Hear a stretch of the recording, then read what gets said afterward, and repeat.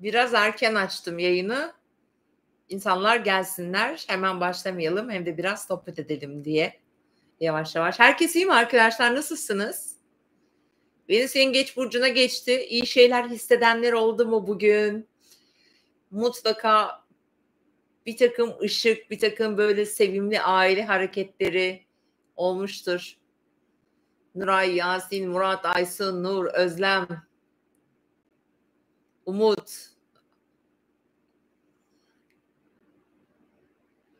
Güneş, Yengeç, Yükselen, Oğlak, hiç iyi değilim. Şimdi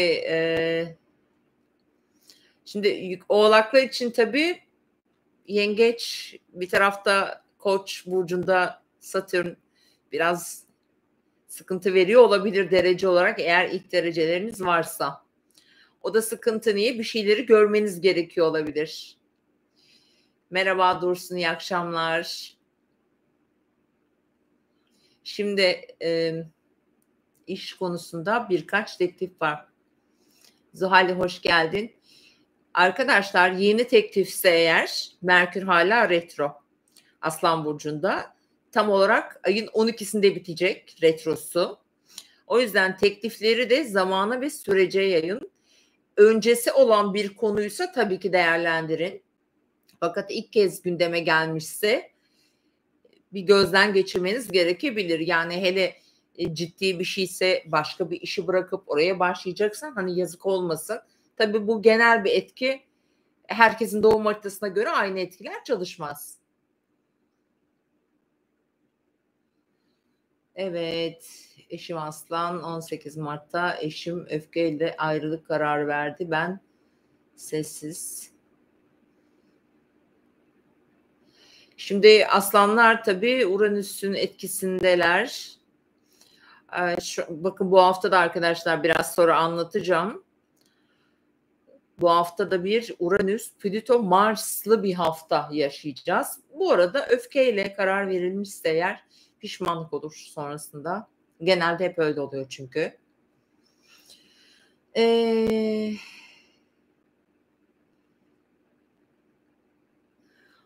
Yengeç dolu burada. Yengeçler, en güzel haberler sizlere. Şu an birçok yengeç belki mutlu olmadığını söyleyebilirler öncü burçlar olarak. Fakat her ne kadar Satürn'den, işte Neptün'den kareler alsanız da aslında hayal ettiklerinizle gerçekten şöyle bir şey var bakın gökyüzünde. Sen bir şey istiyorsun. Çünkü Neptün de var orada şimdi. Kavuşumda var üstelik. Fakat o istediğin kişi, olay, iş, ev neyse yani şu kalem ya da bunu sen nefsin istediği için mi istiyorsun? Yoksa gerçekten sen mi istiyorsun? Mesela ilişkilerde daha çok böyle olur bu. Elde edebilme, elde etme, yanında tutabilme dürtüsü. Acaba bunu gerçekten sen mi istiyorsun? Şimdi Satürn aslında Neptün burada biraz kafa karıştırıyor ilişkilerde özellikle. Biz daha bakın arkadaşlar Neptün'ün Koç haline henüz hiçbirimiz alışamadık. Şimdi Neptün Koç'ta ateşli bir hayal veriyor gerçekten. Orada gerçeklerle yüzleşme var.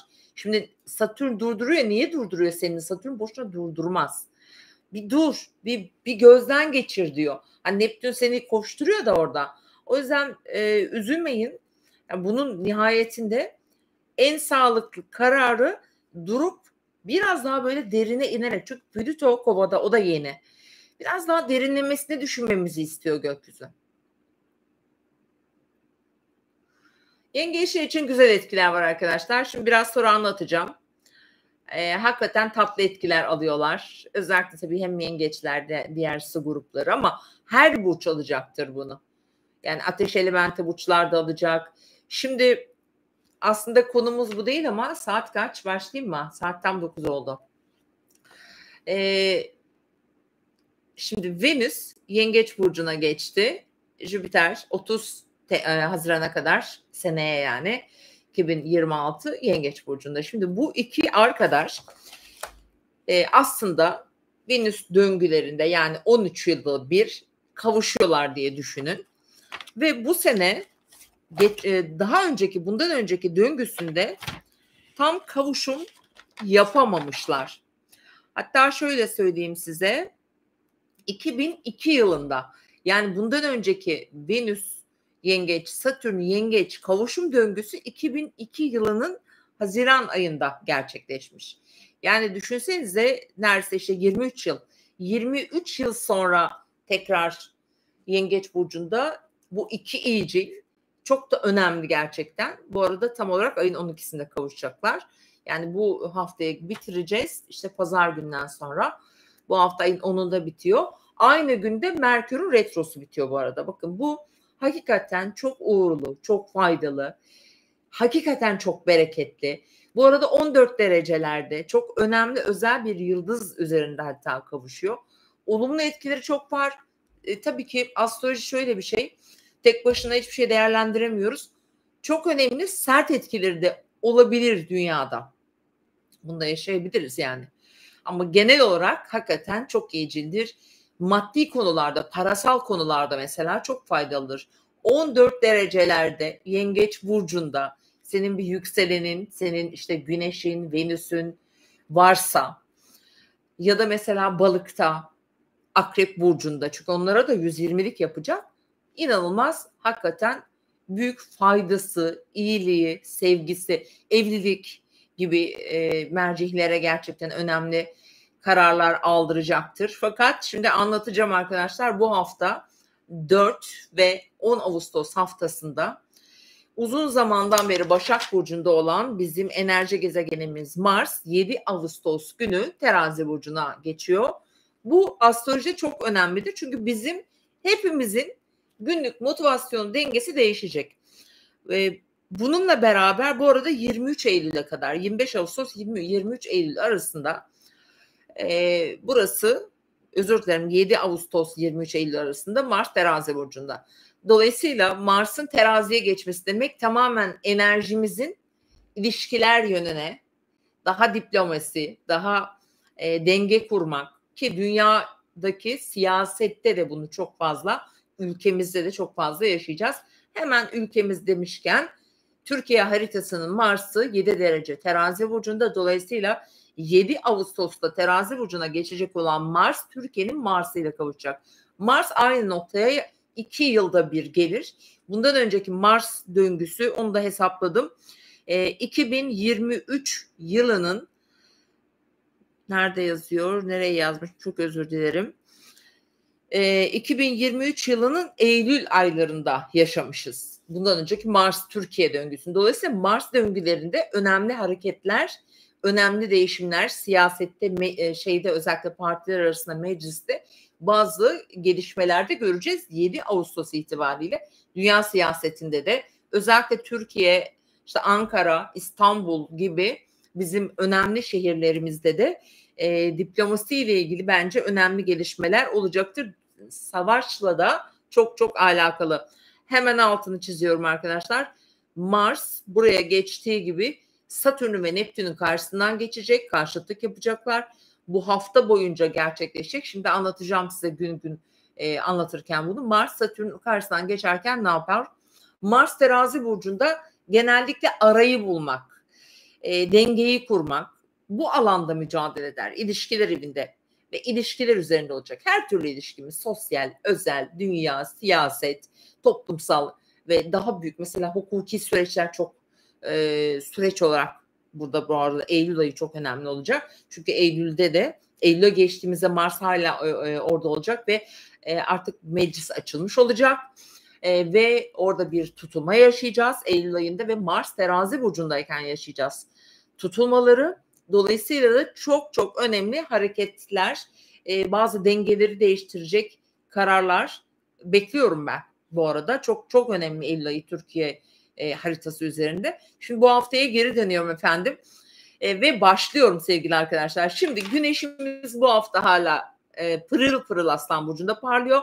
Merkür'ümüzle birlikte. Merkür hala retrosa devam ediyor bu arada. Yine bu hafta için şunu söyleyeceğim.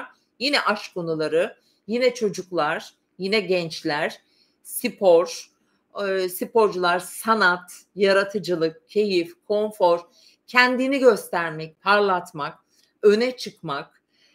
Bunların hepsi önemli. Şimdi en büyük tavsiyem, en önemlisi 7 Ağustos itibariyle lütfen ilişkilerinizde, ama her türlü ilişkinizde kesinlikle stratejik olacaksınız. Asla başka türlü bir tepki göstermeyeceksiniz. Tartışmaya, işte cenkleşmeye hiç ama hiç girmiyoruz. Diplomatik oluyoruz, politik davranıyoruz ve politik davranarak bu süreci kendimize çeviriyoruz. Başka türlü bunun bir açılımı yok arkadaşlar. Kısacık da özetleyeyim. Çünkü Mars enerjisi her günkü hayatımıza yansıyan bizim davranış modelimizi gösteriyor. O yüzden de burayı iyi anlayın. Mesela genel olarak cesareti insanın farklı yönde çalışır. Ne olur? Direkt hareket edemeyiz. Dolaylı olur hep hareketlerimiz. Neden? Çünkü Venüs tarafından yönetiliyor. Ve Venüs 25 Ağustos'a kadar Yengeç burcunda. Venüs çok güçlü. Yani burada Mars düşük. Kim kazanır burada arkadaşlar? Mars değil, Venüs kazanır.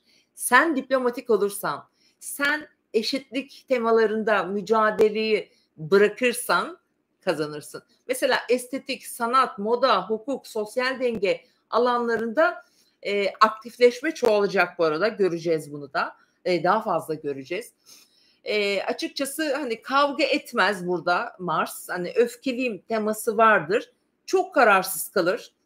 Karar vermekte gerçekten çok çekimser olabilir. Özellikle arkadaşlar haftanın ikinci yarısından itibaren Satürn ve Neptün'e karşıtlık yapacağı için çekimser durumlarla çok karşılaşabilirsiniz.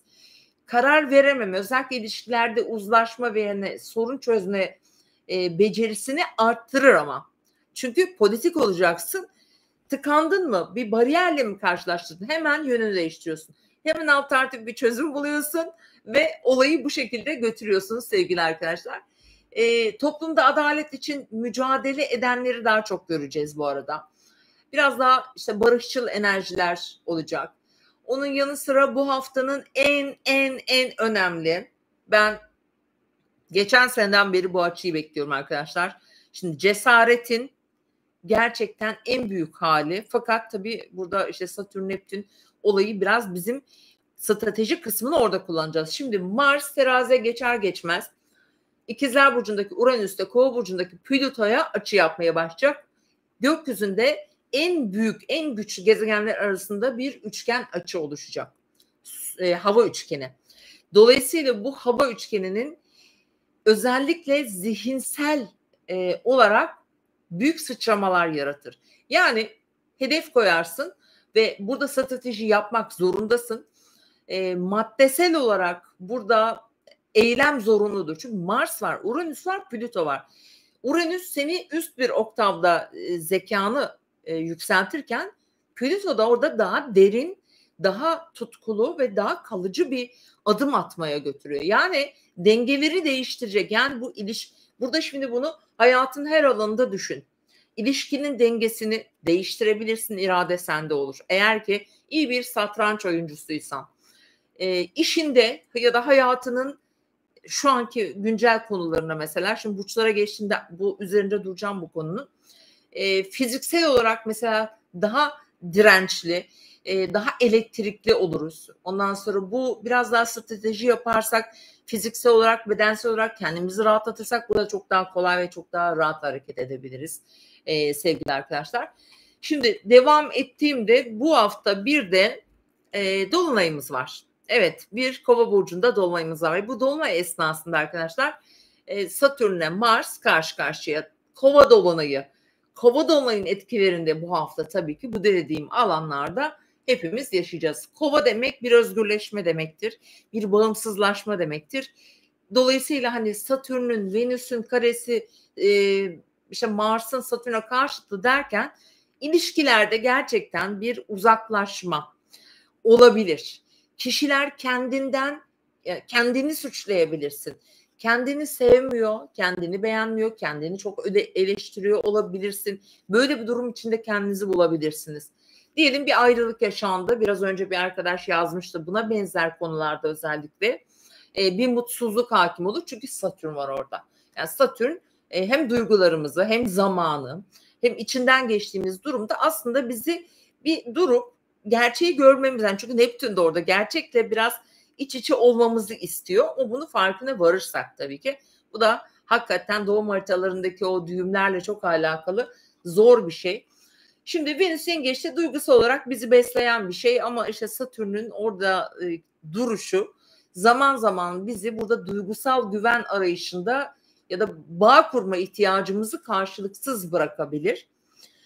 İşte aile, yuva, işte kökler, onlarla daha çok yaklaşım içinde olmak isteyeceğiz. Şimdi bu geçecek. Ne zaman geçecek bu etkiler arkadaşlar? Ayın 12'si itibariyle geçecek. Bu etkiler, yani bu hafta bunları yaşayacağız. Dolunay gerçekten büyük bir özgürleşme getirebilir. Hangi alanda getirir? Şimdi hemen geçelim burçlarımıza sevgili dostlarım. Bakalım hangimiz hangi alanda neyden özgürleşeceğiz, neyi değiştireceğiz hayatımızda. Bu arada hemen koçlarla başlıyorum. Sizi de çok bekletmeyeceğim. Koç, yükselen burcu koç olan sevgili dostlar. Şimdi bu hafta bu arada Ay Yay burcunda başlayacağız ve koç burçları bu hafta bir seyahat, bir gezi, bir özgürleşme, bir haber alma ihtiyacı yüksek olacak ilk haftanın 2 günü. Dolayısıyla hukuki işler, yurt dışı ile ilgili konular, seyahatler koçların gündeminde. Ve önemli bir hafta, çünkü bu hafta Çarşamba ve Perşembe 6 ve 7 Ağustos günleri Ay Oğlak burcunda olacak. Bu ne demek oluyor? Ayın Oğlak pozisyonu koçlar sizin için tamamıyla para, iş, mesleki konular, beklediğim bir haber, kariyerinde bir durum, bir gelişme yaşayabilirsin. Bu haberler ya da böyle gelişmeler 6 ve 7 Temmuz seninle. 8 ve 9 Temmuz'da ise burada bir dolunay gerçekleşiyor. Plüto'ya derece olarak uzak arkadaşlar. 17 derecede olacak Kova dolunayı ve 17 derecede eğer Koç burcusun, Kova burcunda bir yerleşimin varsa sosyal ilişkilerinle ilgili bazı gelişmeler yaşarsın. Koçlara çok sert etkisi yok, hatta destekleyici etkisi var bu dolunayın. Sosyal çevreleri, arkadaşları. Bu arada koçların ilişkileri gündemde. Hala bu haftada sürüyor Güneş'in Aslan seyriyle beraber birlikte. Dolayısıyla ilişki, çocukları, sosyal çevresi, çok yaratıcısınız. Kendinizi ön plana koyabilirsiniz. Burada gerçekten parlayabilirsiniz. Kendinize çok güveniyorsunuz. Resmen koçlar şu an kendilerinden besleniyorlar. Ama 7'sinden itibaren Mars yönetici gezegeniniz teraziye geçer ve koçların işte ilişkilerle ilgili bir sınavı başlar.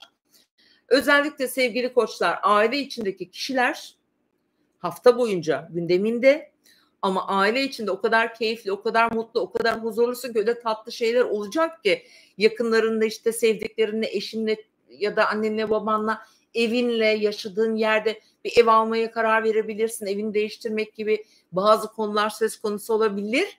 Burada çok güzel destekler alıyorsun. Ama Mars'ın ilişkiler evine geçmesi 7 Ağustos'ta 23 Eylül'e kadar burada kalacak bu arada.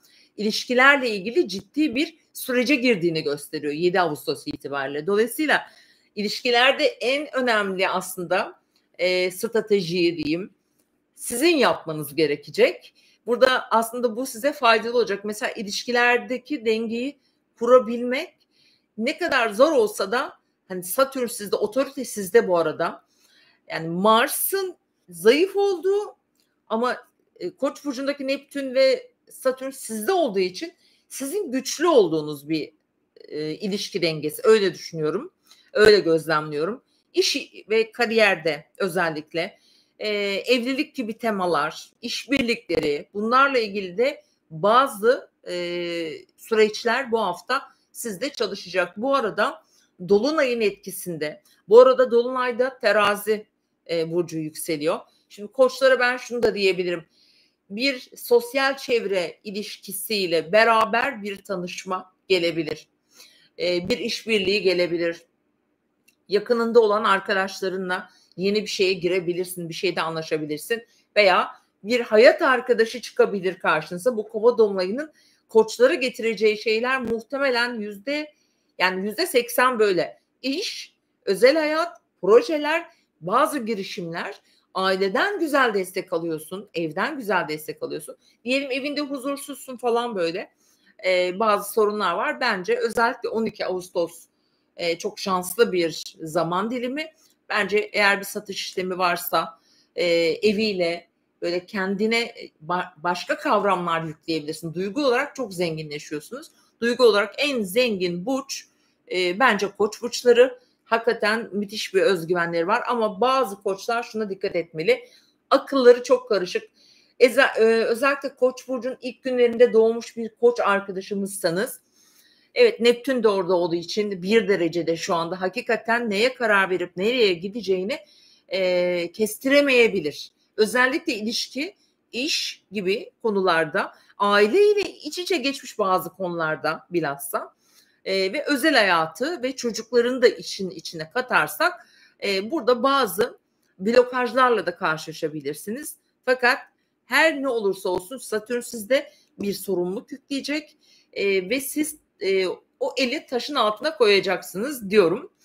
Çünkü gerçekten Yengeç burcundaki Venüs'ün güzel etkilerini, olumlu etkilerini her türlü, özellikle kadın figürlerden güzel etkilerini alıyorsunuz diyebilirim. Güzel bir hafta diliyorum sizlere. Evet sevgili boğalar, yükselen burcu boğa olan dostlarım. Şimdi bu hafta biraz boğaların işi zordu. Neden? Çünkü yeni ay Aslan burcunda 2 derecede oldu. Var mı aramızda 2 derecelerde yerleşimi olan boğa arkadaşım? Biraz sıkıntı çekmiş olabilirsin. Biraz eve kapanmış olabilirsin. Biraz hareket alanın kısıtlanmış olabilir. Çünkü Merkür de retro. Özellikle biraz sağlık belki öne çıkmış olabilir. Ya da herhangi bir konuda darlanmış olabilirsin. Şimdi dolunay, yani kova dolunayı size iyi gelecek. Ama özellikle bu arada cumartesi günü dolunay. Tam kariyer evinizde bir dolunay. Dolayısıyla bu hafta bu dolunayın etkilerini mesela ne gününden? Çarşamba gününden itibaren alıyorsunuz. Haftaya girişte boğaların ödemeler listelerini hazırlasınlar pazartesi günü. Banka, para, finans konuları kapınızda. Fatura ödemesi ya da birikmiş bir şey, gecikmiş bir şey olabilir. Yani finansla ilgili özellikle resmi yerlerle ilgili işleriniz haftanın 2 günü gündeminizde olacak. Fakat bazı destek ve kaynaklar da alıyorsunuz. Haftanın hemen ortası 6 ve 7 Ağustos günleri ise biraz daha eğer ki hukuki bir süreciniz yoksa, bir mahkemelik işiniz yoksa, bu arada Satürn de 12. evinizden geçiyor. Boğaları o da zorluyor biraz açıkçası. Bir seyahat, bir misafir, böyle bir konuşma, bir ticari konu varsa gündeminizde, ki ticaretle ilgileniyorsanız eğer, böyle bir gündeminiz söz konusu olacak ve hafta sonu 8 ve 9'unda da tam 17 derece köşe evlerde eğer yerleşimi olan bir boğaysan yine bu dolunaydan da etki alıyorsun. Kesinlikle ya işini değiştirirsin, ya yapmakta olduğun ya da başlatmak üzere olduğun, belki de karar veremediğin bir konuda aniden yön değiştirebilirsin. Fikrin değişebilir. Eğer ki aile içindeki kişilerin de fikrini alacağım diyorsan eğer, hiç beklemediğin bir yerden farklı bir yöne dönebilir kova burçları. Ama kova diyorum ya, boğa burçları, kova burcunda dolunaydan bahsediyorum. Ama evinde parlıyorsun, bakın. Yaşadığın yeri parlatıyorsun. Taşınma olasılıkları varsa eğer gündeminde, böyle bir durumda aniden gelişebilir. Bu arada Yengeç, Jüpiter, Venüs, yakınların, kardeşlerin, sevdiklerin, onlardan güzel destek, girişimler yapabilirsin. Yeni bir yön belirlemek için güzel bir zaman dilimi senin için. Fakat sağlığa biraz dikkat et. Çünkü 7 Ağustos'ta Mars sağlık evine geçiyor. Biraz önce söyledim. Bundan önceki Mars terazi transiti 2023 yılında gerçekleşmiş ve Eylül ayında. Dolayısıyla da hani o dönemi bir kıyaslayın. Ağustos ve Eylül aylarında, 2 ay bu arada. O dönemdeki gündemleriniz olabilir. Bu sağlık temasını çalıştırabilir. İş ve verimlilikle ilgili konuları, akrabalar, tanıdıklar, insanlar, evinize gelip gidenler, çok insanlarla görüşmüş olabilirsiniz o dönemde mesela. Ve işle ilgili eğer bir süren bir iş ya da o zaman başlamış bir proje, bir iş, bir konu varsa ki özellikle terazi burcunda senin bir yerleşimin de varsa o alanda da bir tamamlanma süreci başlayacak 7 Ağustos günü sevgili boğalar sizlerin. Dolayısıyla 23 Eylül'e kadar hem sağlığın hem günlük hayatın, bedenin, fiziki görüntün, ondan sonra kendinde değiştirmek istediğin ne varsa bu alanlar boğalarda sürecek. Burada mücadelesi olacak. İşte spor yapıyorsa belki orayı tekrar canlandıracak. Eski bir iş, yarım kalmış bir şey varsa gündeminde bunlar. Taşınma diye tekrar hatırlatmak istiyorum. Bazı boğa burçları taşınabilir. Hatta uzak bir yere gitmeyi bile düşünüyor olabilir. Ama burada belki biraz korkuyor, karar veremiyor, cesaret edemiyor olabilirsiniz.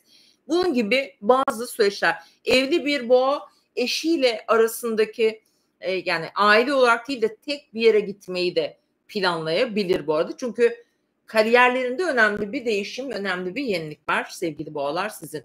Ve bu haftanın özellikle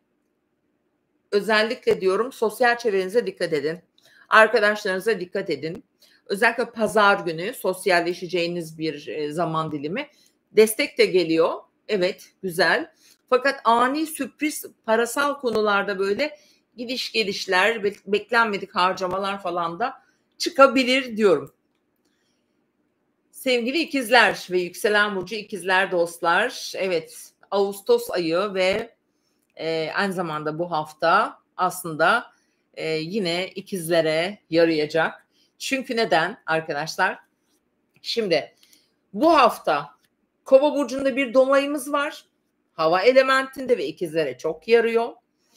Ve hemen haftaya girişte Ay Yay burcunda ikili ilişkileriniz haftanın özellikle pazartesi, salı günü evliliğin, ortaklığın, sevgilin, hayat arkadaşın, sosyal ilişkilerin neyse büyük bir davan da olabilir bu arada. Mesela önemli aileyi ilgilendiren yıllardır süren bir ne derler hani büyük kentsel dönüşümler falan var ya, gerçi mahkemeler şu an tatilde, neyse böyle bir toplantı, böyle bir görüşme falan olabilir.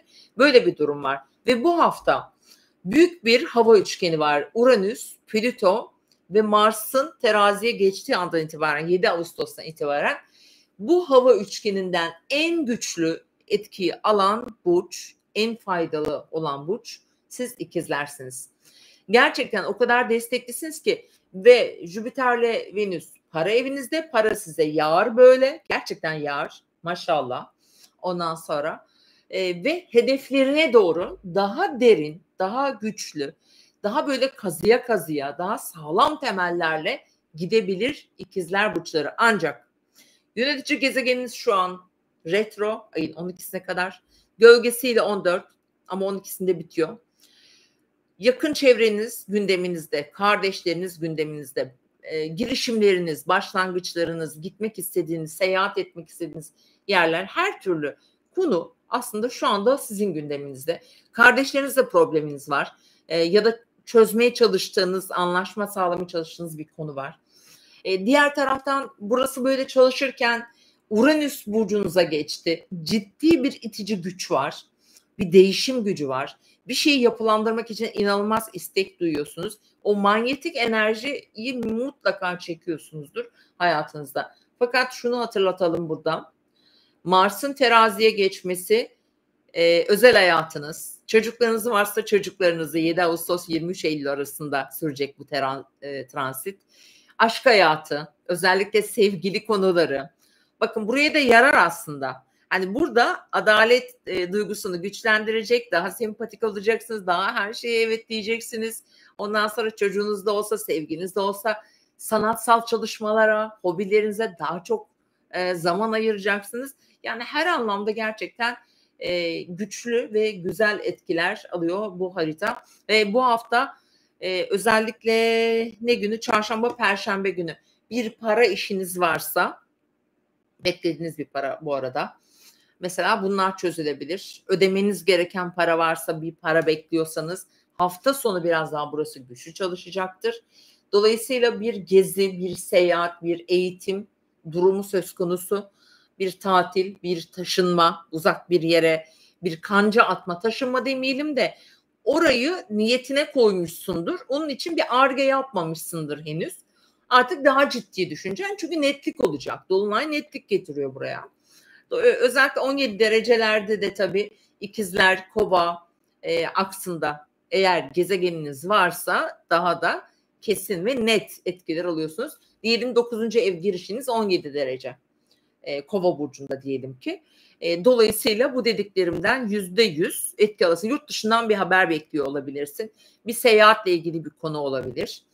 Evet, yurt dışı pasaporttur, vizedir, bunların hepsi sevgili ikizler sizler için geçerli, güzel, keyifli 10 numara bir dolunay.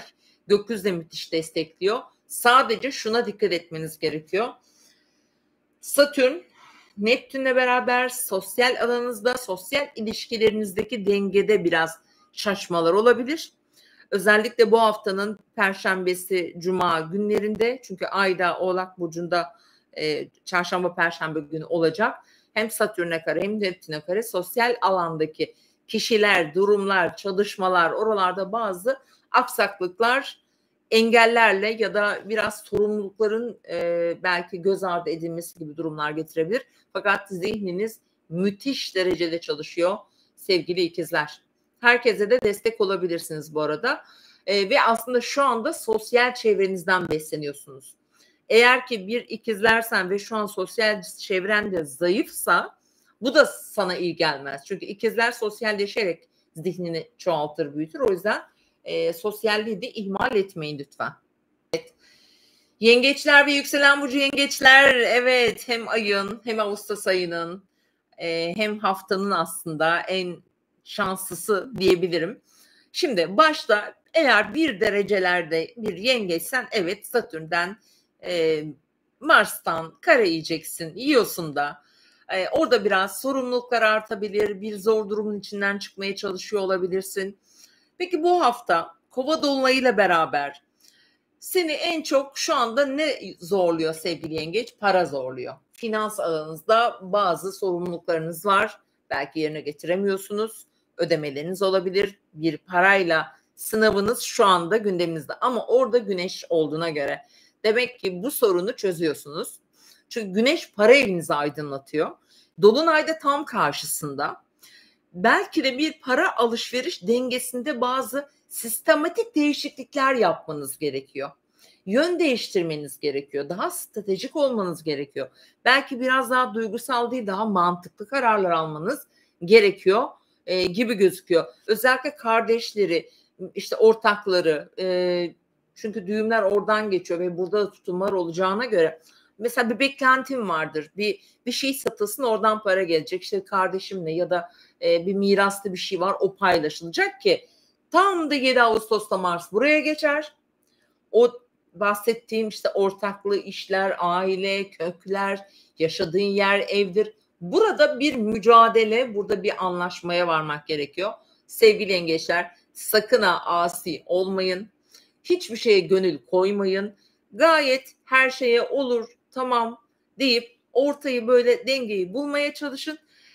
Burada eğer böyle bir zorluk yaşarsanız, eğer 1 derecelerde, bu arada tekrar hatırlatıyorum, güneşi yükseleni olan bir yengeçseniz, çünkü bu hafta buralar biraz sınanabilir. Dolayısıyla aile içinde de böyle bir anlaşmazlık çıktığında özellikle bunu 6 ve 7 Temmuz günleri, çarşamba, perşembe günleri ilişkiler yönünde yaşayabilirsiniz. İkili ilişkilerinizde, işte evliyseniz belki eşinizle bir takım konuları konuşurken, özellikle bunun içinde para olacak. Çünkü güneş para evinizde Merkür'le beraber burada bazı şeyleri geciktirecektir, geciktirmiştir. Çünkü Merkür retro. Dolayısıyla da bu gecikmenin de bir sebebi vardır. O yüzden biraz sabır, biraz tevekkül burada şart gibi gözüküyor. Peki bu haftaya nasıl başlıyorsunuz? Bu haftaya oldukça enerjik başlıyoruz hepimiz bu arada. Ay Yay burcunda.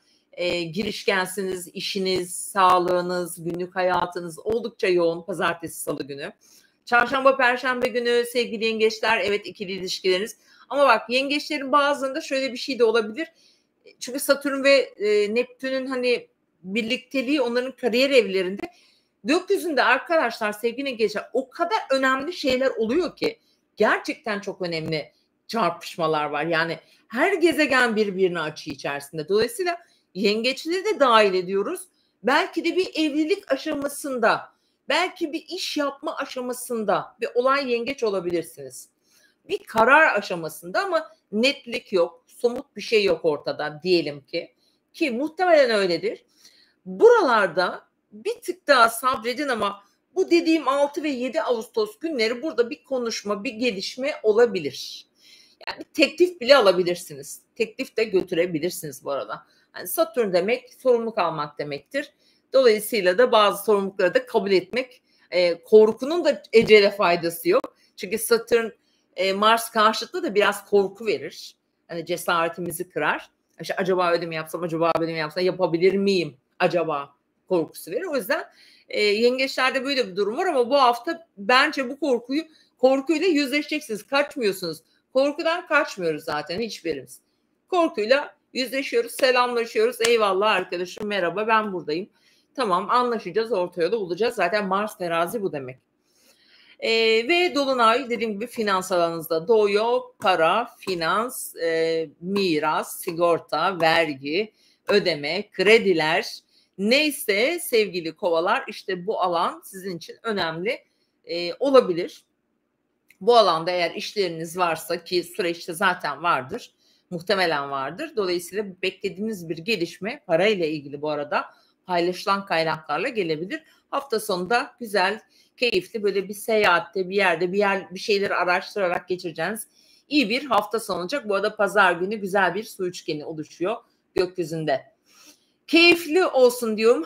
Hemen şunu da hatırlatalım. Haftaya da konuşacağız bunu ama eğer 14 derece Yengeç burcunda Güneş'in yükselenin varsa sevgili Yengeç, gerçekten çok çok çok şanslısın. Yani bu kavuşum 2002 yılında en son oldu. Ve 2002 yılındaki kavuşumu tabii ki böyle değildi. Çünkü diğer gezegenler bambaşka yerlerdeydiler. Ama bu sefer o kadar özel ki, yani derece olarak çok özel.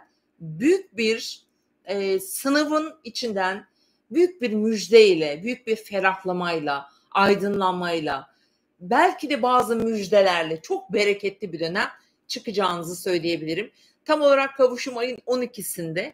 Fakat biz tam Dolunay 9'undan itibaren bunun etkilerini almaya başlayacağız. Belki de yengeçlere güzel bir burada hak ettiği bir parayı getirecek. Hani böyle de değerlendirebiliriz sevgili yengeçler. Aslan, yükselen burcu Aslan arkadaşlar. Evet sevgili aslanlar, Güneş sizin burcunuzda bu haftada. Bu hafta doğum günü olan bütün aslanların doğum günü kutlu olsun. Nice güzel yıllar diliyorum.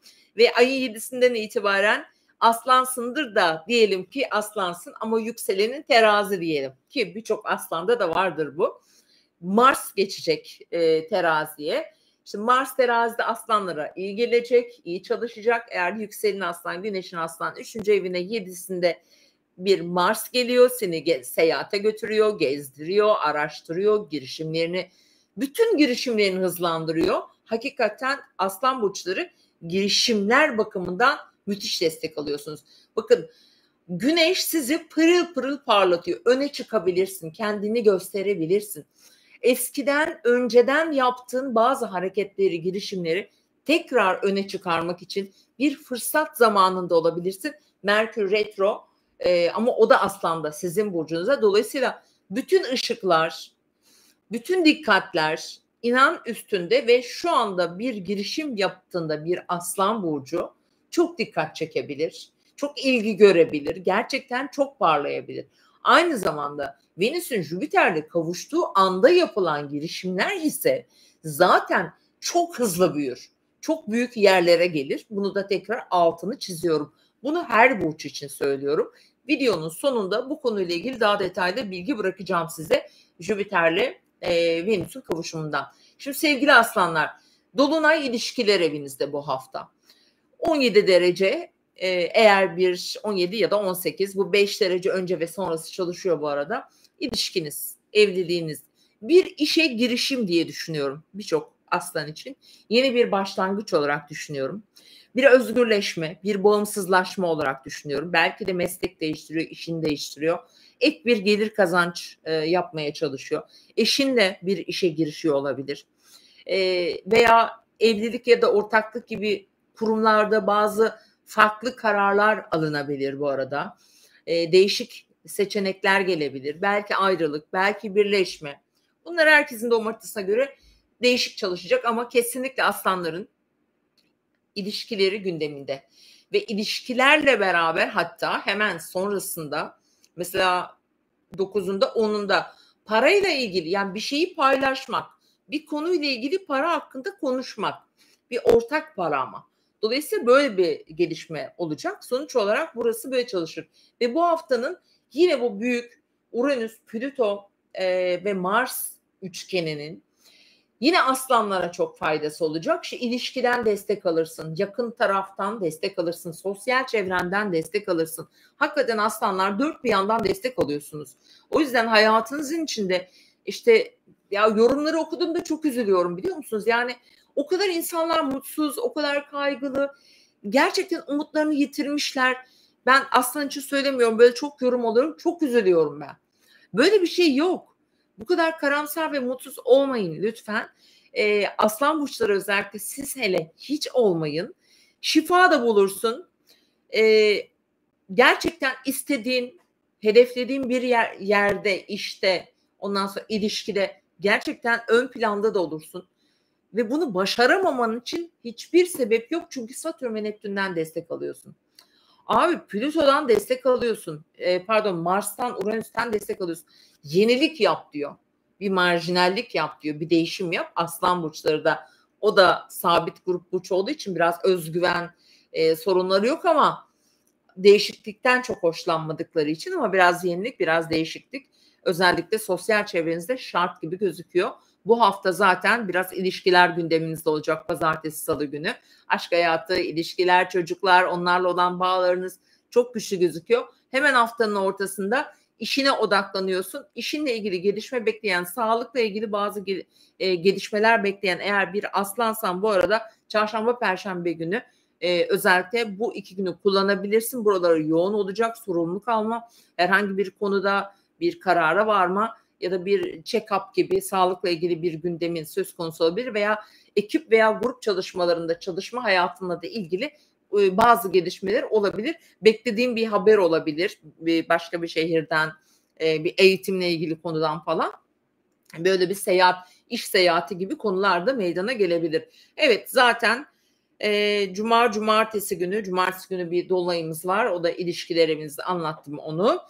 Dolayısıyla ve hafta sonunda zaten balık enerjisi aktif olacak ve sizin gündeminizde finans ve parayla ilgili bazı gelişme ve görüşmeleri yapabilirsiniz efendim. Bu arada Venüs'ün Jüpiter'le olan kavuşumundan 12. evlerinden destek alıyorlar.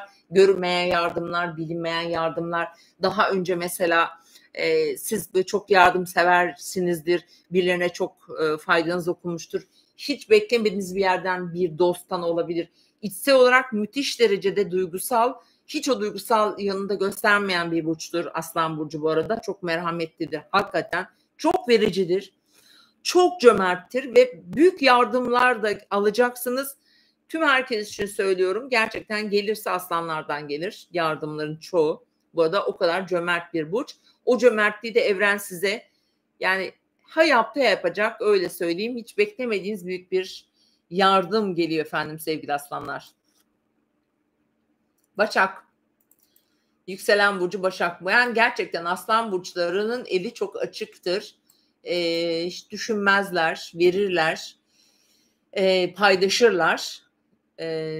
Bu yönleri çok takdire şayan gerçekten. Başaklar, yükselen burcu Başak olan dostlar buradalar mı efendim?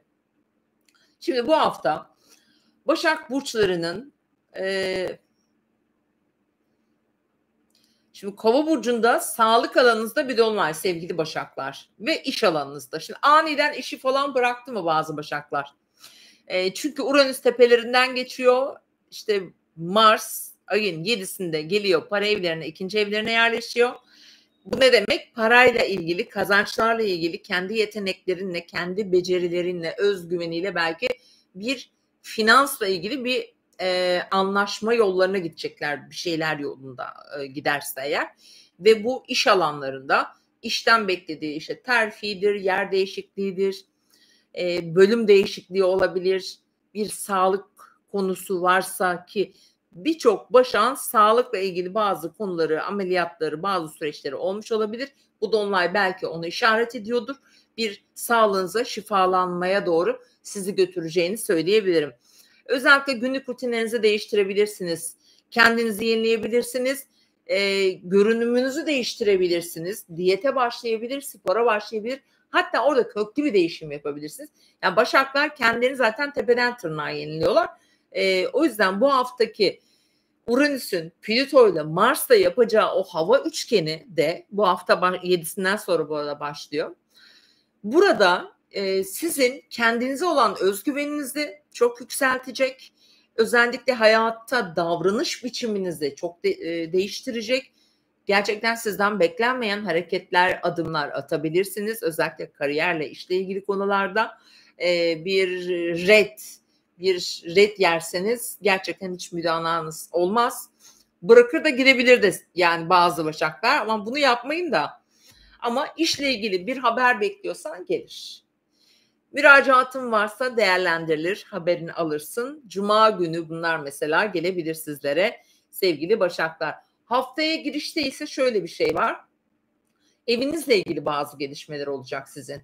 Yani evinde, yaşam yerinde, annenle, babanla, işte Jüpiter'e bakıyoruz, kardeşinle, kardeşi olan, aile içinde bazı gelişmeler yaşayan ya da bekleyen bir başaksanız bu hafta başında bunlar mesela söz konusu olabilir. Ya da evinde ufak tefek bazı temizliktir, rutin işlerdir. Bunlarla ilgili konular olacaktır. Ama yani pazartesi, salı günü aslında fena 2 gün değil. Neden? Çünkü Güneş'e ve Merkür'e ayın güzel açıları olacak. Yani ay güneş üçgeni var. Dolayısıyla Başakların hane içine güzel yansıyor.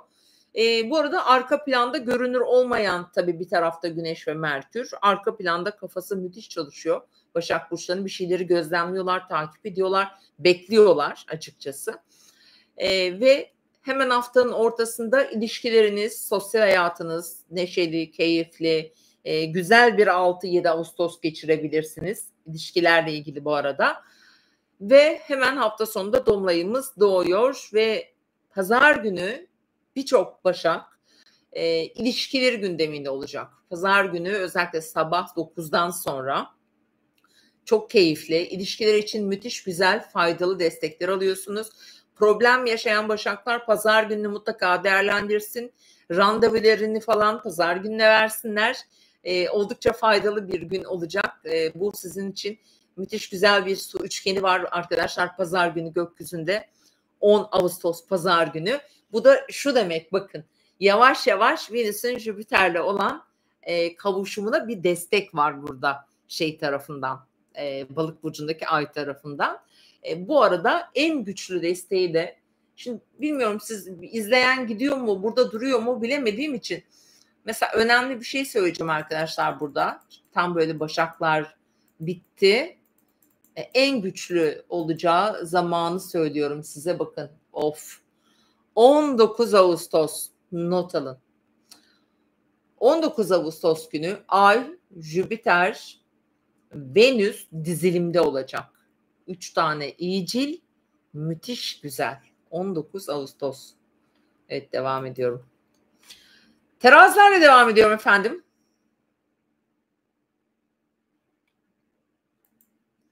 Terazi, yükselen burcu terazi olan dostlar. Mars burcunuza geçiyor. Demek oluyor ki ikili ilişkilerdeki özellikle strateji yapacak, dengeyi sağlamaya çalışacak, belki mücadele verecek önemli bir pozisyona geçiyorsunuz. 7 Ağustos 23 Eylül arasında.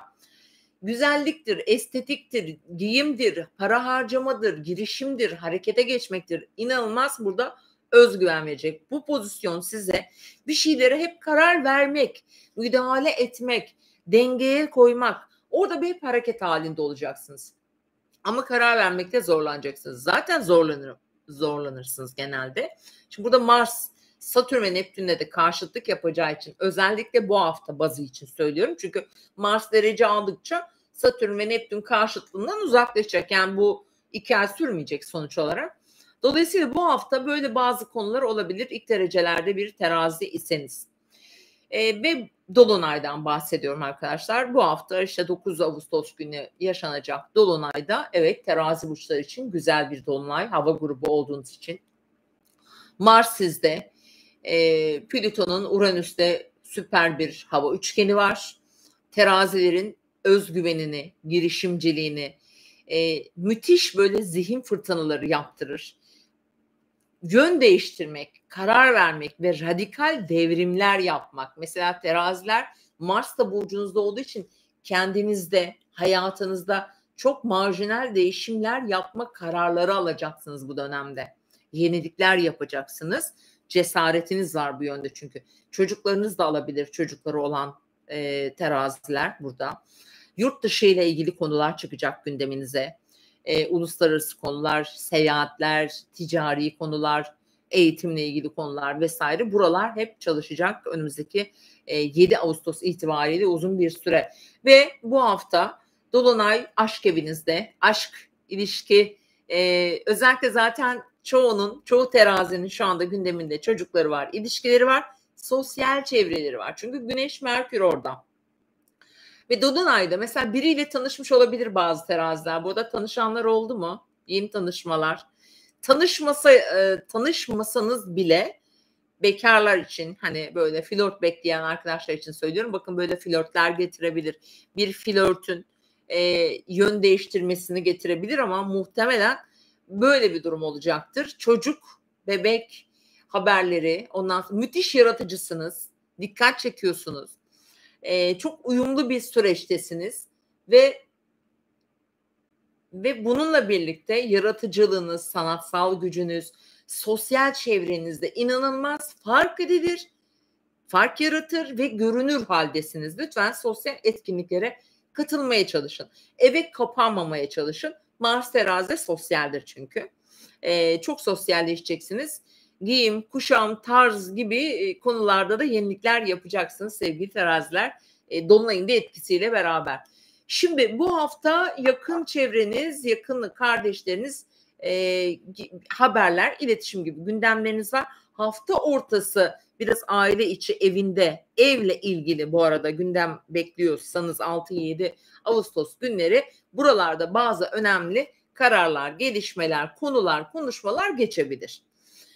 Hemen Dolunay'dan sonraki gün, Dolunay bu arada cumartesi günü, Dolunay'da dediğim gibi sosyal çevreniz, aşk, ilişkiler, çocuklar, para, finans piyasaları, buralar çok önemli etki alıyor ve hafta sonu biraz daha böyle günlük rutinlere dönüyorsunuz. Şimdi Jüpiter'le Venüs'ün kavuşumunu hemen söyleyeyim. Tabii sizin için tam böyle hayatın tepe noktasında 14 derecelerde, eğer Yengeç burcunda, işte kariyerde, kariyer evinizde, işte hayatınız tepe noktasında bir yerleşiminiz varsa kesinlikle çok mutlu gelişmeler getirir arkadaşlar. Terfi alabilirsin, kendi işini kurabilirsin.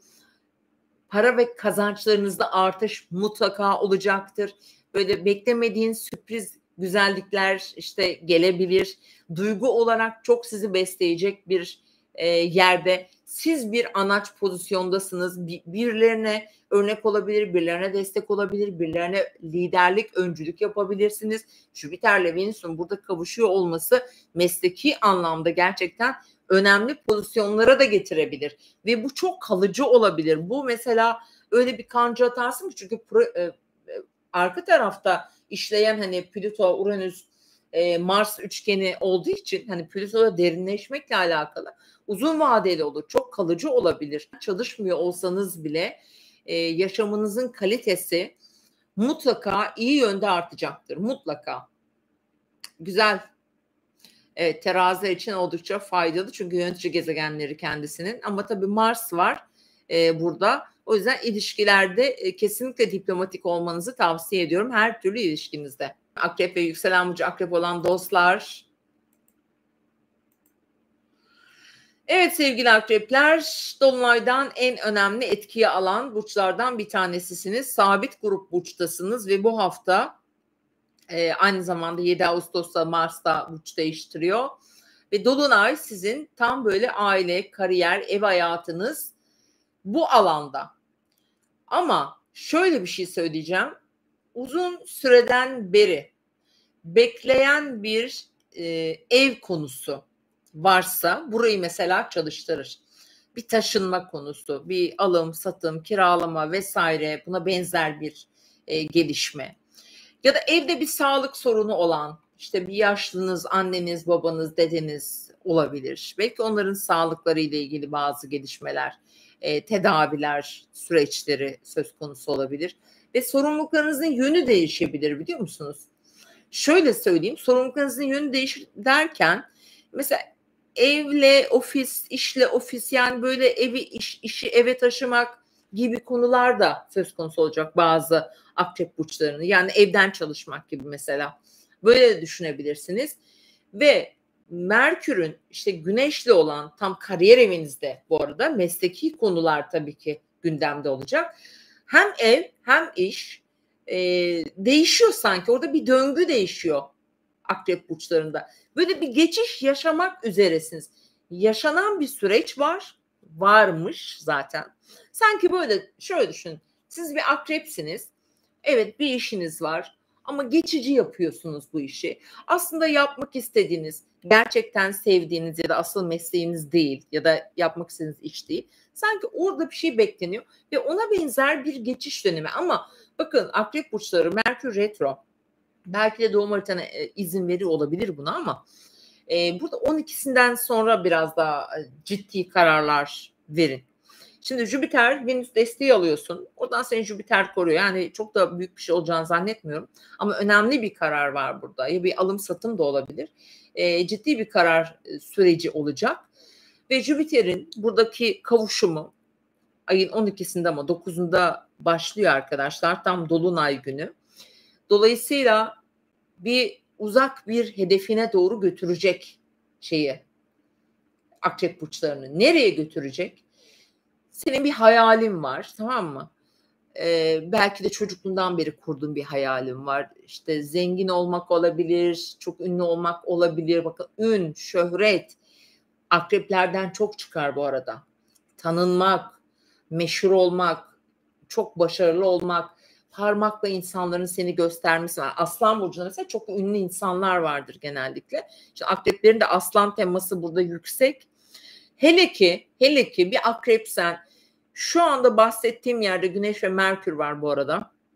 Sizin orada önemli bir yerleşiminiz varsa bu dediklerimin yaşama olasılığınız hakikaten çok çok yüksek. Bilhassa mesela düğümler falan varsa, Satürn varsa ya da öyle diyebilirim. Yani çünkü bu Kova burcundaki dolunay sabitler arasında olduğu için size köklü bir kanca attıracak bir yere. Yani bu gelip geçici bir şey olmayacak, öyle söyleyeceğim. Ama Jüpiter'in, Venüs'ün çok güzel desteğini alıyorsun. Hayallerine kavuşabilirsin. Uzak bir hedefine kavuşabilirsin. Bir eğitimdir, bir yurt dışıdır.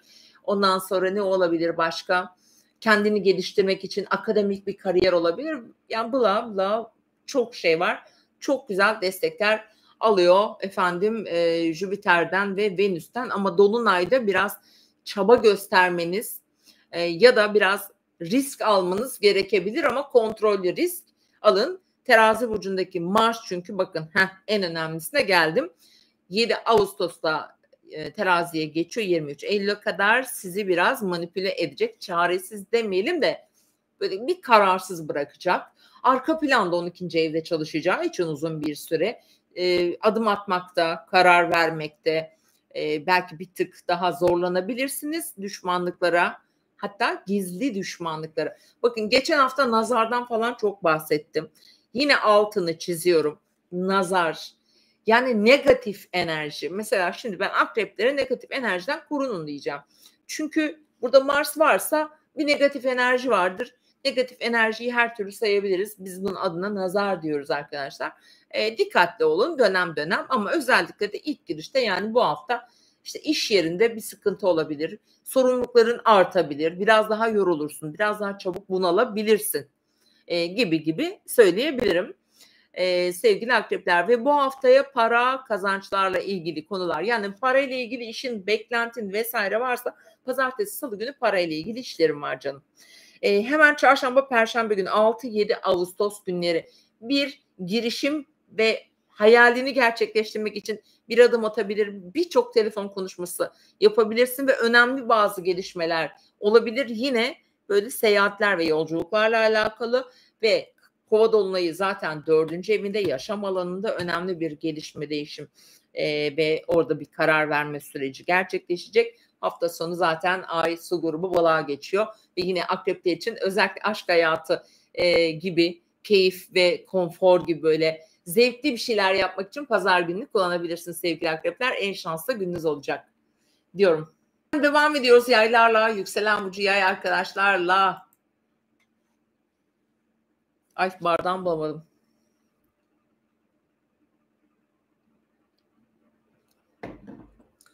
Evet sevgili arkadaşlar, yaylar.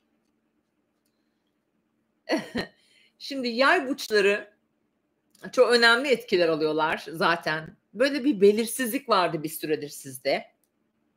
Gerçekten bir belirsizlik. Belki biraz korku.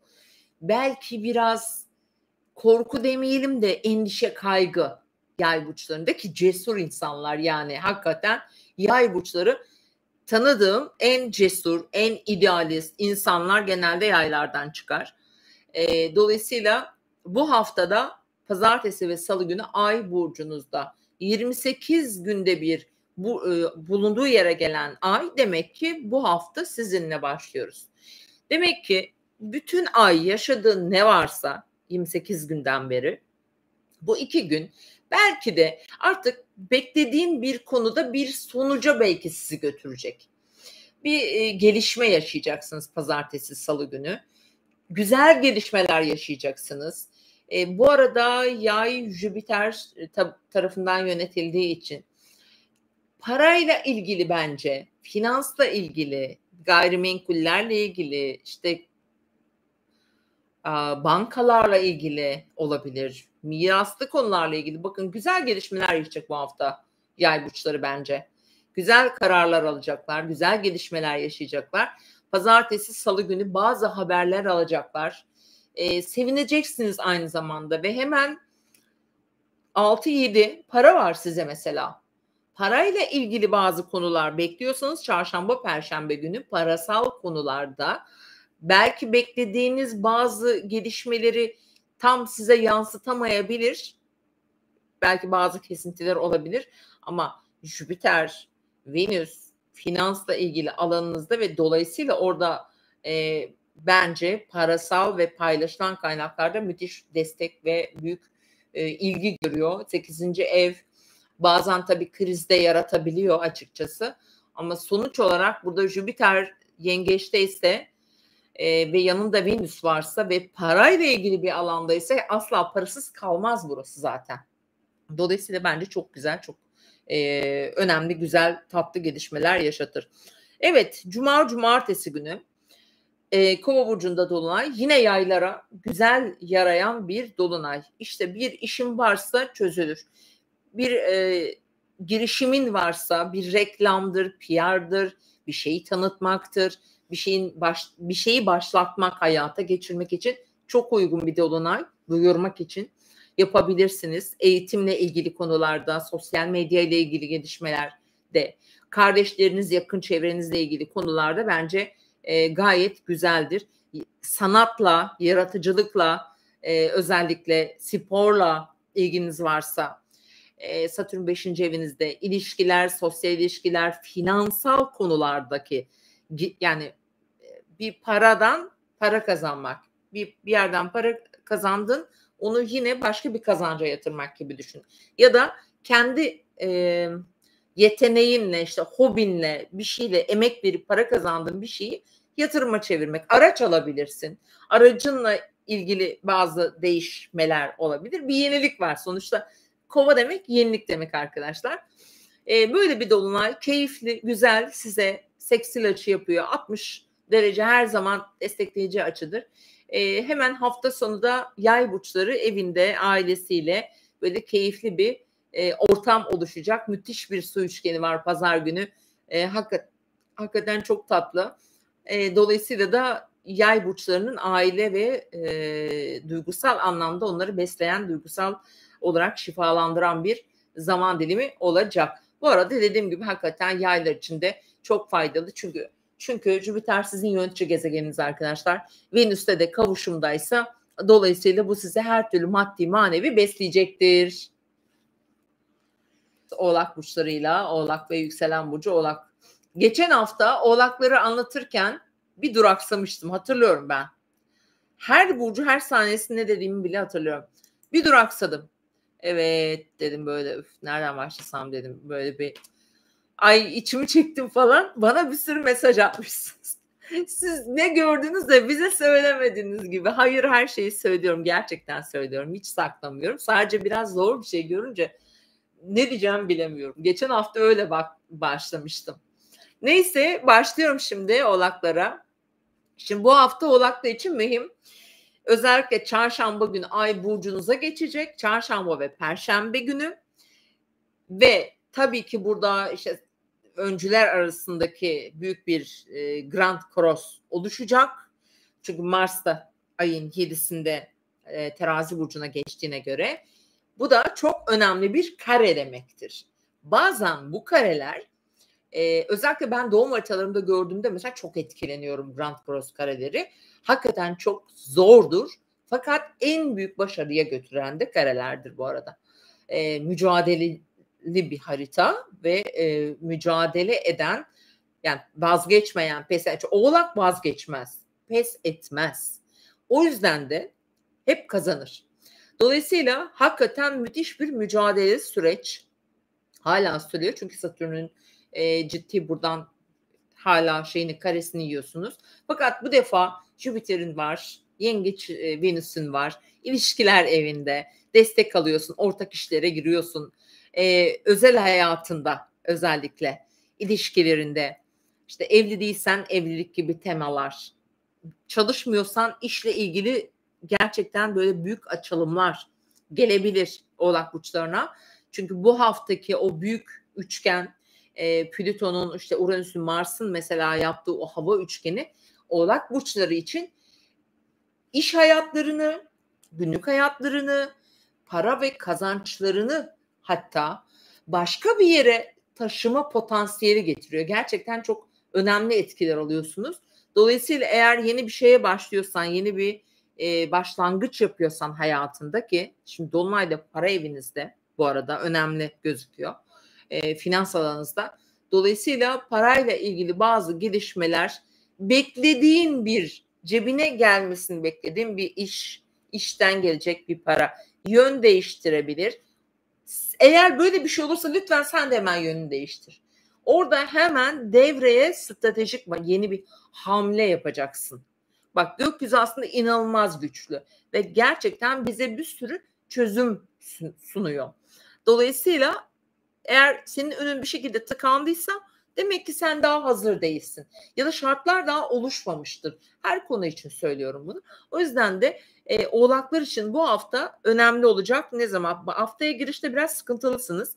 Ya da biraz içe çekilmiş, yalnız hissediyor olabilirsiniz. Ama hafta ortası ay size geliyor ve sizi harekete geçiriyor. Ve ayın 7'sinde Mars'ın hemen Terazi burcuna geçişiyle kariyer evinize geçen bir Mars var ve 23 Eylül'e kadar burada. Demek ki hayatın her alanıdır kariyer evi, ama özellikle işindir. İş yerinde daha çok yorulacaksın. Daha çok sorumlu kalacaksın. Mücadelen belki biraz daha fazla olacak. Birçok insanı idare etmek zorunda kalacaksın. Gündeminde çok fazla konu varsa, ki konu başlıkları bayağı karışık Oğlakların, ve bütün konu başlıklarının hepsine de gücün de yetecek, enerjin de yetecek. Her birine ayrı bir böyle senaryo hazırlayabilirsin. Hakikaten Mars'ın buradan geçişi yorucudur, ama hayatı bütünüyle ele almak için oldukça pratik çözümler, yani Mars terazide pratik çözümler de getirecektir. Dolayısıyla faydalı buluyorum sizin için bunu. Para kısmında gelişmeleri çok enteresan aslında. Oğlakların parayla ilgili bir şeyin değişmesi gerekiyor arkadaşlar. Bir şey değiştirmelisiniz. Kazançlarınızın geldiği tarafta bir yenilik, bir yön değiştirmeli Oğlak burçları. Yani burada tabii doğum haritasına göre bu değişecektir mutlaka ama Plüto burada geziyorsa eğer ve buraya bir Uranüs'ten destek geliyorsa ve Mars da buraya geçmişse demek ki işinde, günlük hayatında yaptığı işte bir yenilik olmalı bence. Burada bir enerji değişikliği gerekiyor ve o enerji değişikliği bu kanalları açar bence. Aynen. Ve hemen şuna gelelim.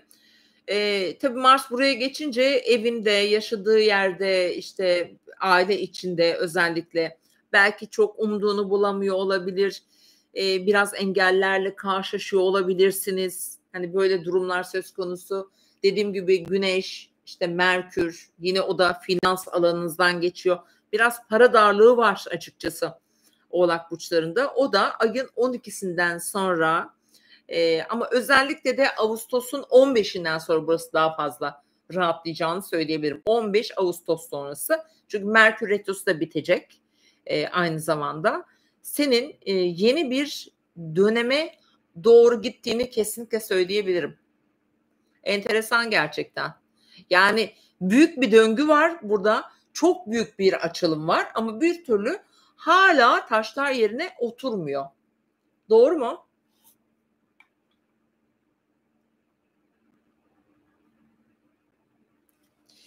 Evet sevgili dostlar, yine Oğlak burçları güzel kararlar alacağınızı söyleyebilirim. İlişkilerde hakikaten şanslısınız. Jüpiter'in Venüs'ün de harika etkilerini alıyorsunuz. Her ne olursa olsun burada Jüpiter Venüs'ün desteği tam karşınızda, yani yüz yüzesiniz böyle face to face yani. O yüzden hiç korkmayın, hakikaten güzel olur. Devam ediyorum. Kovalar, yükselen burcu Kova olan arkadaşlar ve bu hafta 4 Ağustos haftasında sizin burcunuzda bir dolunay efendim. Bu dolunay 16-17 derecede gerçekleşecek. Eğer güneşin yükselenin 17 derece Kova burcundaysa kesinlikle hayatını önemli şekilde etkileyecek bir süreç olarak düşünün bunu. Çünkü bu dolunay bu hafta ayın 9'unda gerçekleşecek ama ayın 15'ine kadar özellikle en güçlü etkisini bizlere yaşatacak, sizlere yaşatacak daha doğrusu. Dolayısıyla şu an Kova burçlarının ne oldu bana bu akşam? Kova burçlarının tüm gündemleri, ilişkileri, işleri, projeleri, ortak işleri, evlilikleri, orada ya da ilişkilerde barışmalar, ayrılmalar öncesi olan konuların tekrarı, yani ilişkilerde bazı zafiyetler yaşıyorlar Kova burçları şu sıra. Ve burada bir dolunay olması demek ki burada bir netleşeceksiniz. Burada bir karar vereceksiniz. Belki de bir özgürleşme ihtiyacı hissedeceksiniz diyebilirim. Bazı kovalarda evlilik kararı alabilir. İlişkiye yeniden yön vermek için bir tazeleme enerjisini aktif edeceğini de hani edebilir bazılarında. Ve bazı kovalarında yaşamlarında şöyle bir şey verecek. Bir bekledikleri bir gelişme olabilir. Ve çünkü Satürn Koç'ta ve Kovayı yöneten Satürn arkadaşlar. Şimdi bir de Plüto da orada olduğu için Mars da buraya geçtiğine göre demek ki bir seyahat etme, uzak bir hedef, bir yolculuk, bir eğitim gibi bazı konular ve yakın çevrelerini ilgilendiren konular söz konusu olacak daha fazla. Yani yakın çevrenizdeki kişi ve konular, kurumlar çok gündemimiz olacak. Seyahatler, yurt dışı ile ilgili konular, eğitimle ilgili konular, ticari konular, ticaret yapıyorsanız sevgili Kova burçları, bunlar hareketlenecek bu arada. Hakikaten faydalı olacak. Mars'ın terazi geçişi size iyi gelecek. Dolayısıyla sıkıntılı bir durum yok. Yani mesela kovalar bence en güzel etkiyi de yine ikizlerden sonra bence kovalar alıyorlar. Çünkü bakın dolunay burcunuzda karar merceği sizsiniz. Döngü değişiyor. Siz değişiyorsunuz. Uranüs'ün, Mars'ın müthiş güzel üçgenleri var.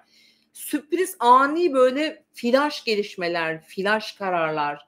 Ondan sonra çok yeni büyük adımlar, girişim ve yatırımlar, yeni iş başlangıçları ve en önemlisi de bence iş ve yeni projeler kovalardan çıkacak. Kova yani adı üstünde ve Uranüs'ten ve Mars'tan da bu cesareti aldığına göre bence kovalar yürür yani. İlişkiye de yürürsünüz siz. Eğer ilişkisi olmayan kova varsa ilişkiye de yürür. O kadar özgüvenleri yüksek yani tam zaten çok özgüvenliler. Hatta bazen çok çok fazla oluyor. Biraz ukalalık boyutuna bile geçiyor. Ama hak ediyorlar mı? Ediyorlar yani. Sizin bir ayrıcalığınız var. Kovasınız. Aklın, zihnin, işte çağın burcu. Dolayısıyla güzel etkiler alıyorlar.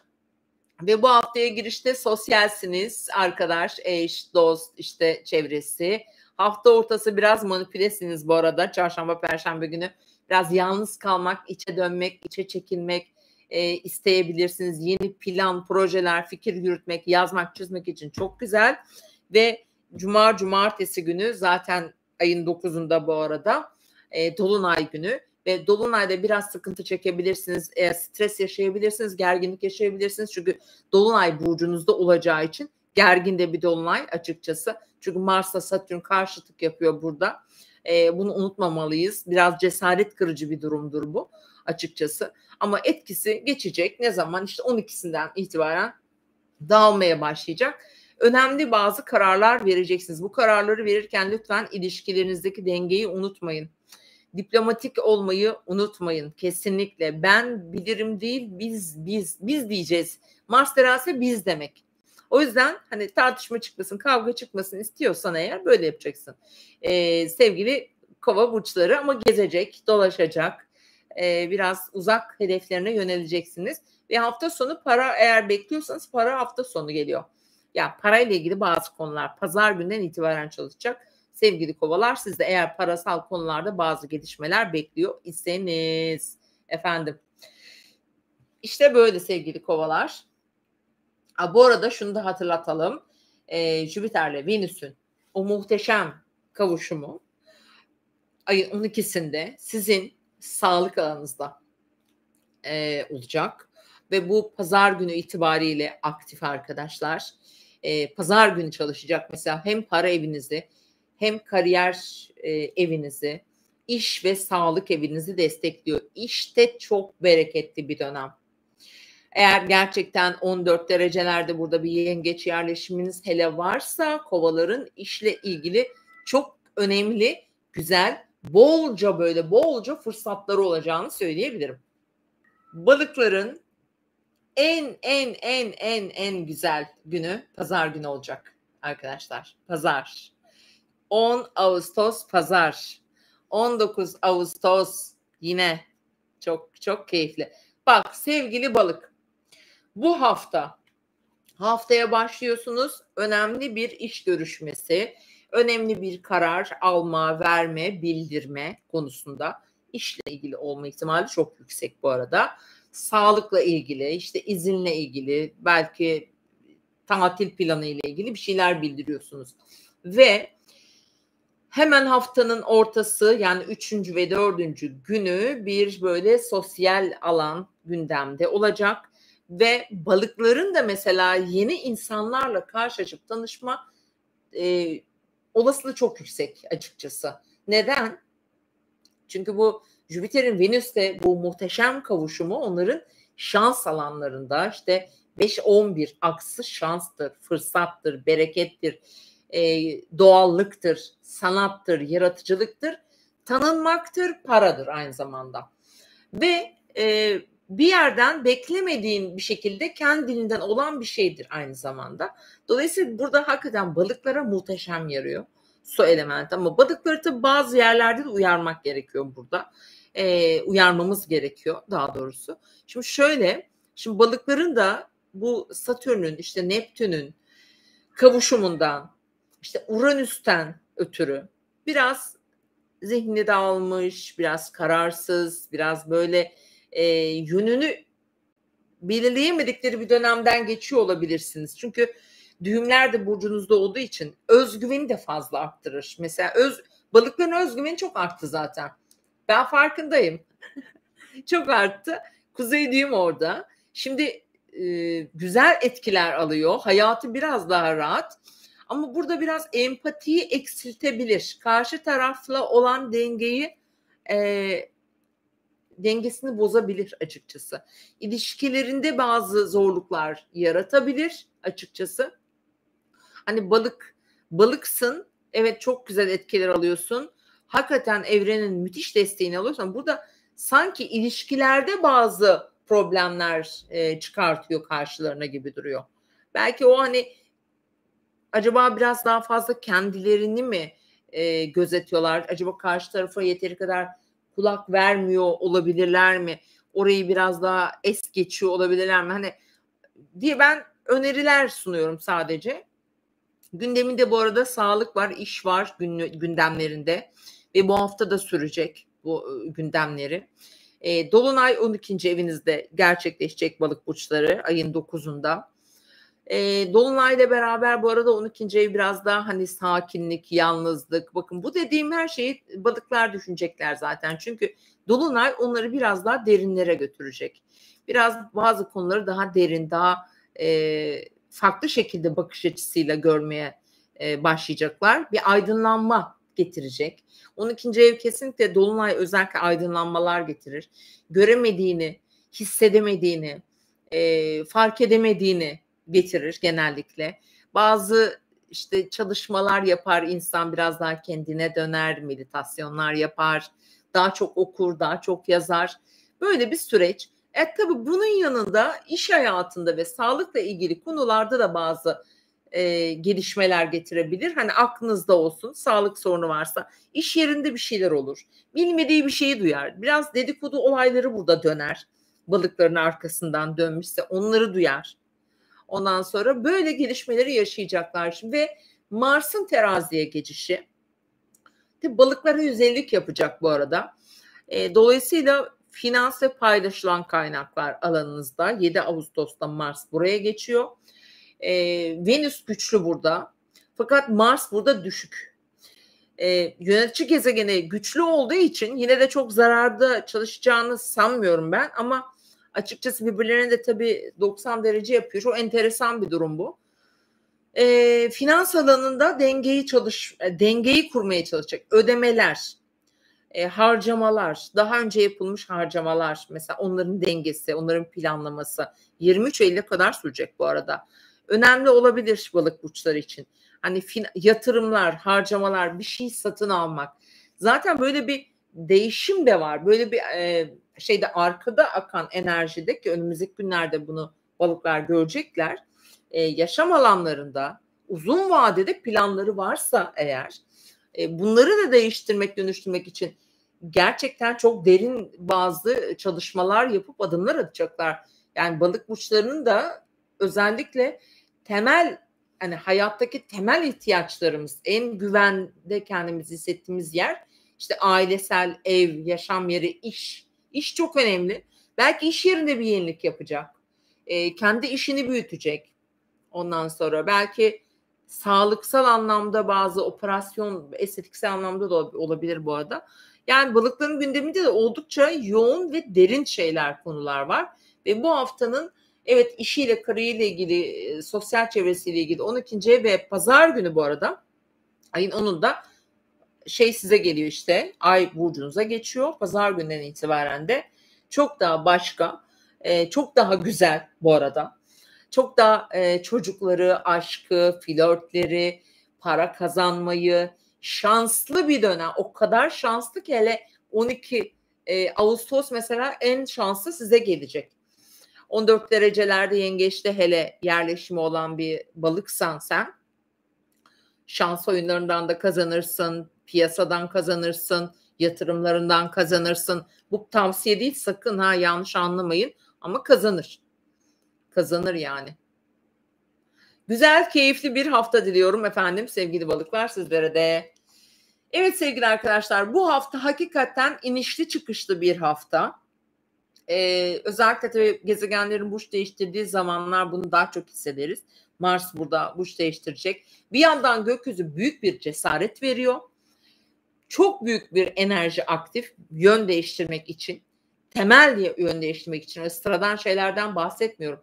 Teknolojik olarak mesela piyasalar anlamında, dünyadaki anlaşmazlıklarla ilgili konularda, işte ülkeler arasındaki diplomaside mesela önemli gelişmeler göreceğiz bu arada. Mesela bu 2002 yılındaki kavuşumda biraz araştırmıştım geçen hafta. Türkiye'de ne olmuş biliyor musunuz? Venüs-Jüpiter kavuşumunda barış. Çünkü barışı da simgeliyor.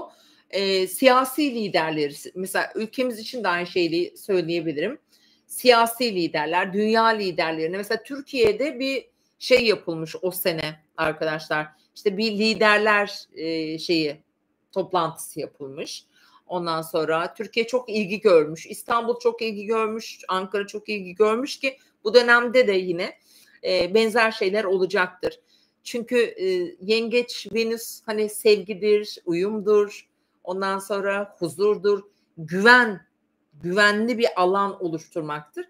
Sevgi de, yani sevgi çemberi de bir güvendir. Dolayısıyla hepimiz şu an buraya beni izleyen, bu yayına katılan hepimizin de arasında müthiş bir duygusal bir enerji aktif arkadaşlar. O yüzden iyi düşünmek ya da böyle iyi enerji vermek iyi enerjiler bize de geri getiriyor. Siz de çok tatlısınız efendim. Çok teşekkür ederim.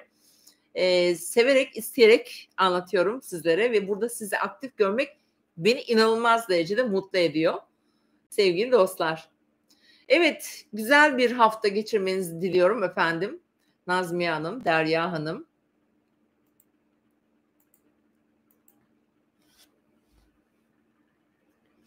Bakayım şöyle bir son. Medyatik boyacı. Merhaba. Serap, Tomris, Lale, Neslihan. Tebrikler yazmış Tomris Başar.